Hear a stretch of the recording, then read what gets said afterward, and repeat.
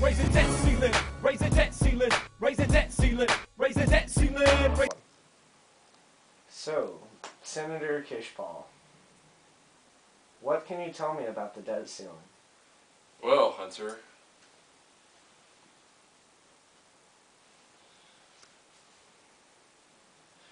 in the U.S., the federal government can pay for expenditures only if Congress has approved the expenditure.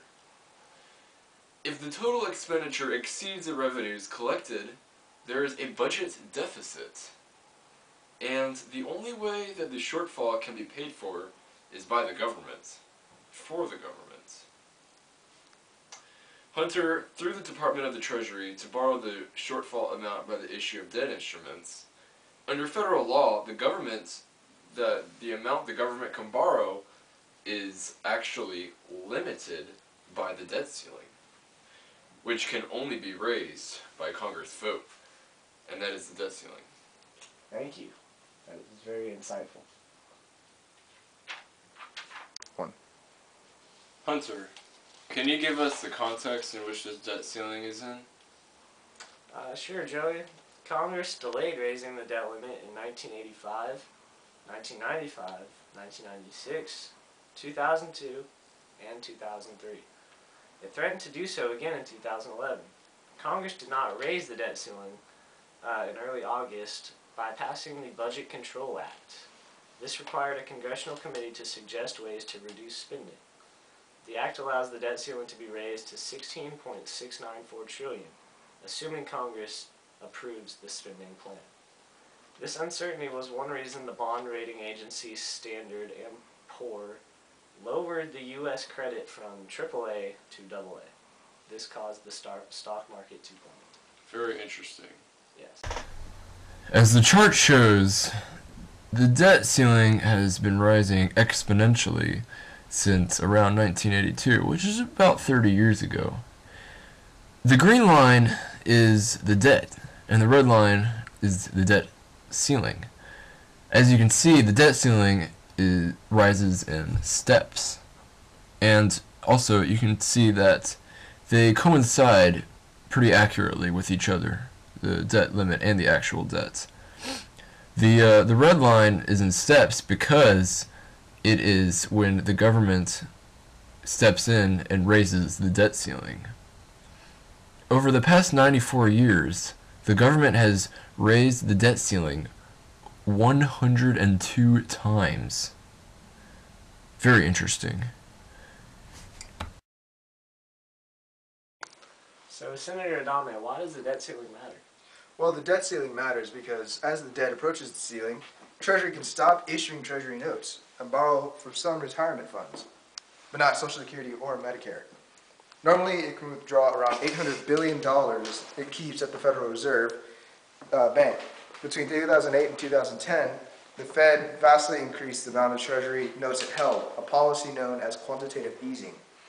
The Congressman Ron Paul of Texas, chair of the Fed Oversight Committee, has suggested that the Fed could forgive the $1.6 trillion in debt it owns. This would postpone the need to raise the debt ceiling. Okay.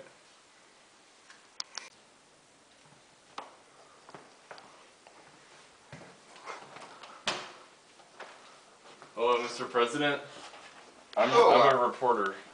Why, hello, fellow American. Hello, Mr. President Adame. Could you please explain, what were you just doing? Oh, well, if you'll come over here, I was just looking up the history of the debt ceiling. Oh, tell me about it. What is the history of the debt ceiling about? Well, I was just noticing that only until recently have we been spending a lot more. In fact, our debt has skyrocketed in only the past 10 years, and even more so over the past 20. It's very worrying, especially since, if you look at the second chart, our national debt is now reaching the percent of the GDP seen only in World War II. For me, this is very worrisome because I have another election to worry about. Yeah. But more than that, the American economy will soon falter if we don't correct this situation. Yeah. Well, thank you for your time. The debt ceiling. The U.S. Treasury has said the federal government will hit a $14.3 trillion limit on borrowing sometime this spring. This limit, also called the debt ceiling, has been getting a lot of attention recently, as a new Congress urging fiscal responsibility must face raising it or risk defaulting on its debt. The debt ceiling is the legal limit on the total amount of debt the government can accrue. The limit applies to the two types of government debt held by the public and debt held by government accounts.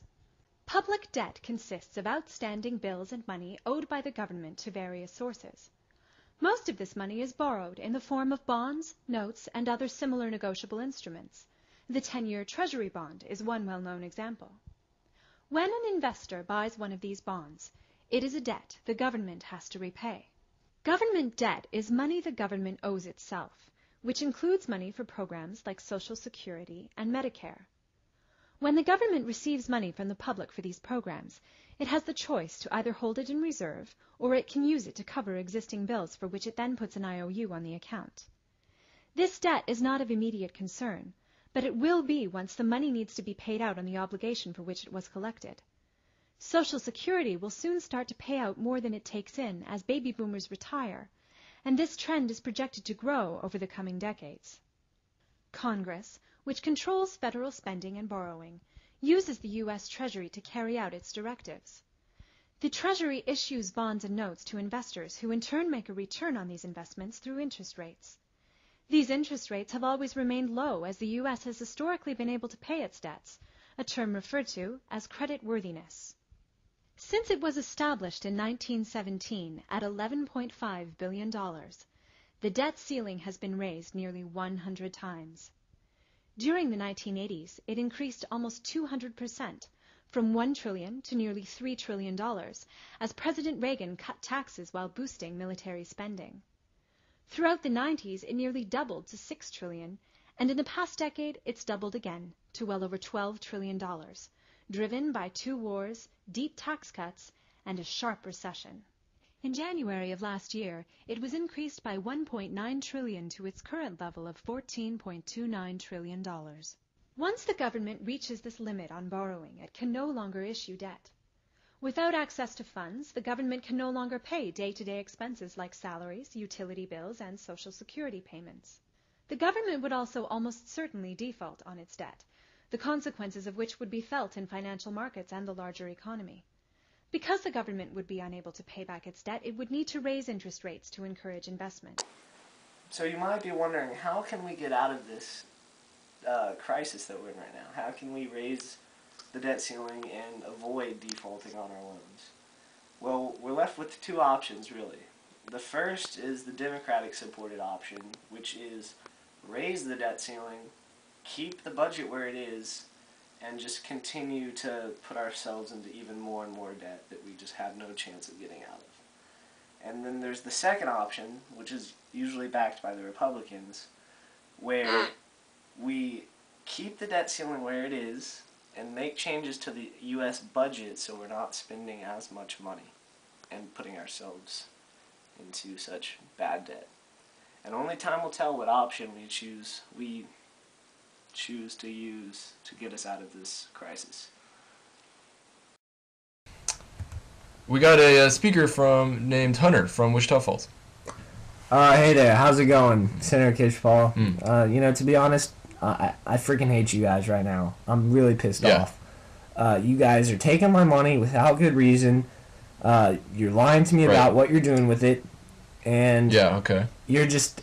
It's pissing me. I've reached my breaking point. I want my money back. I want to see this economy start to turn around. So, do you care to tell me what you're doing to fix our situation?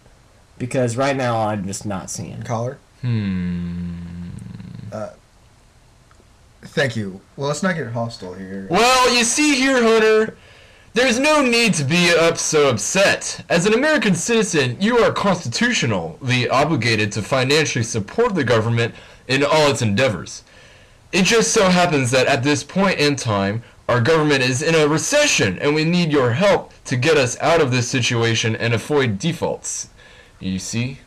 So yeah, I say you keep paying your taxes. Yep. Raise the debt ceiling, raise the debt ceiling, raise the debt ceiling.